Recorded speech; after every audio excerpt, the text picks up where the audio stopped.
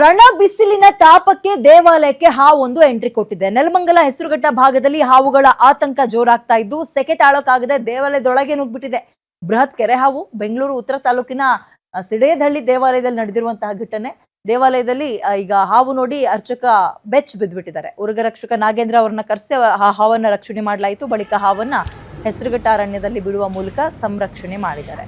ಬಿಸಿಲು ಹೆಚ್ಚಾಗ್ತಾ ಇರೋದ್ರಿಂದ ಬಿಸಿಲಿನ ತಾಪದಿಂದ ತಪ್ಪಿಸ್ಕೊಳ್ಳೋಕೆ ಆ್ಯಂಡ್ ದೇವಸ್ಥಾನದ ಆವರಣದಲ್ಲಿ ನೀವು ನೋಡಿರ್ತೀರಿ ಬಹಳ ತಂಪಾಗಿರುತ್ತೆ. ದೇವಸ್ಥಾನದೊಳಗೆ ಹೋಗುವ ಕೆಲಸವನ್ನು ಹಾವು ಮಾಡಿದೆ. ನೋಡ್ತಾ ಇದ್ದಂಗೆ ಅದು ನಾಗರಹಾವ ಕೆರೆ ಹಾವ ಅಂತ ಯಾರು ಫಸ್ಟಿಗೆ ಹುಡ್ಕೋಕೆ ಹೋಗಲ್ಲ, ಭಯ ಆಗುತ್ತೆ ಅಂಥವ್ರಿಗೂ ಕೂಡ. ಅದಾದಮೇಲೆ ಉರುಗ ರಕ್ಷಕರನ್ನು ಅಲ್ಲೇ ಸ್ಥಳೀಯರವ್ರನ್ನ ಕರೆಸಿ ಅದನ್ನು ಹಿಡಿಯುವ ಕೆಲಸವನ್ನು ಮಾಡಿದ್ದಾರೆ. ಹಿಡಿದು ಬೇರೆ ಕಡೆಗೆ ಸುರಕ್ಷಿತವಾಗಿ ಬಿಟ್ಟಿರ್ತಾರೆ. ನೆಲಮಂಗಲದ ಹೆಸರುಘಟ್ಟದಲ್ಲಾಗಿರೋ ಘಟನೆ ಇದು. ಬಹಳ ದೊಡ್ಡ ಪ್ರಮಾಣದ ಹಾವೇ.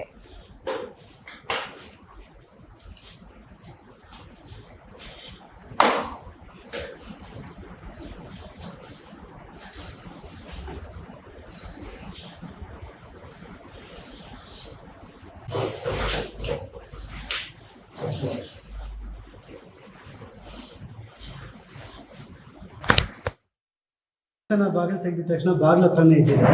ಇವರು ಲೈಟ್ ಹಾಕಿ ನೋಡಿದ ತಕ್ಷಣ ಏನೋ ಬಾಲ ಕಾಣಿಸ್ತಂತೆ. ಯಾವಾಗಲೂ ಒಂದು ಹಾವು ಹಿಡಿಯೋದಕ್ಕೆ ಇಲಿ ಹಿಡಿಯೋದಕ್ಕೆ ಬೆಕ್ಕು ಒಂದು ಬರೋದು. ಆ ಬೆಕ್ಕು ಇಲ್ಲಿ ಬಂದು ಏನೋ ಸೌಂಡ್ ಮಾಡ್ತಾನೆ ಇತ್ತು. ಯಾಕೋ ಒಂಥರ ಡಿಫ್ರೆಂಟಾಗಿ ಅನ್ನಿಸ್ತು.